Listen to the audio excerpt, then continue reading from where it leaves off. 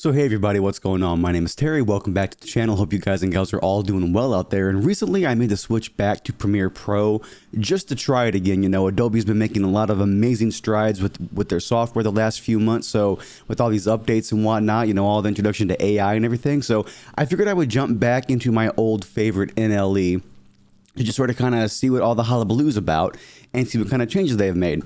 But what I want to talk about today, it's not any of the new stuff that they announced recently at their event and everything. No, this feature could have been in Premiere for a long time, but I've been a Resolve user for so long, I did not know about it. Now you see, everyone, in Resolve, there is a tool that I use all the time called a color space transform. As a matter of fact, I think on this channel, I actually talked about it in a dedicated video a few months ago, like a long time ago, you know.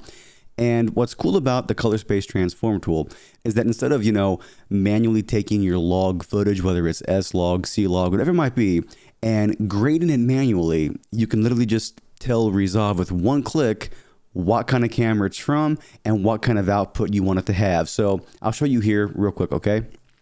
So here is a video in Resolve that is a very flattering freeze frame, I must say. So you want to go down here to the color tab, then color space transform. We just drag it on that node. Then input color space. This is my Sony a7 IV. So I'm going to come down here to S Gamut 3 Cine. Then I'm going to tell it that I'm going to use S Log 3.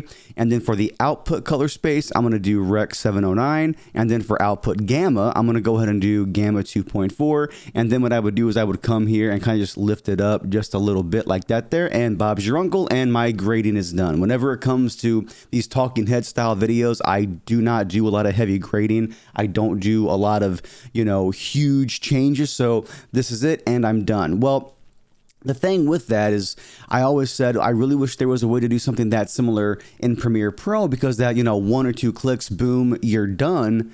That's a really quick way to turn around videos quickly for this YouTube channel, you know? And what I would normally do in Premiere Pro is I would go to the color tab, then, you know, put a LUT on and do that and yada, yada, yada. But there actually is a quicker way to do it, and I'm going to show you all right now. Now, again, y'all could have known this, and I didn't. Like, why didn't you all tell me about this? I mean, I'm a little mad, actually. So there's a really quick way to apply a global look to all of your log footage directly in your resource management here. Okay, it's really cool here, folks. I want to turn off my camera here just real quick.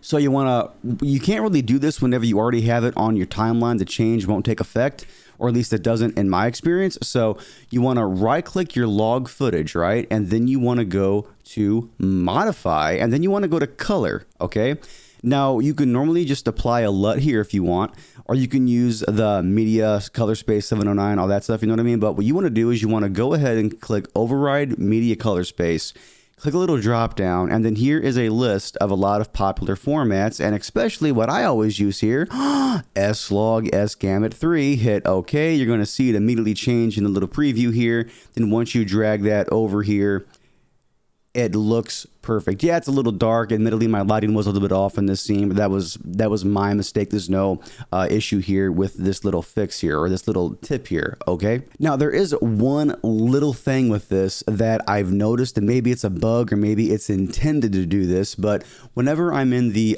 color panel here, I have noticed that for, again, beautiful freeze frame. I have noticed that the white balance picker, it doesn't actually work. Again, maybe this is a bug, or maybe this is intended how it works, but it's okay. All you got to do is this here. You want to go up here to your source where it says no clip. Just drag that up in there. And then it works. I don't know why, but if you click in the preview pane, not the actual timeline preview, it works. Not really a good workaround, but hey, it still, you know, gets the job done. And you could be saying, well, Terry, why go through all of that if you could just put a LUT on there, or drop in an adjustment layer on the timeline and put your LUT on there and make all the changes there?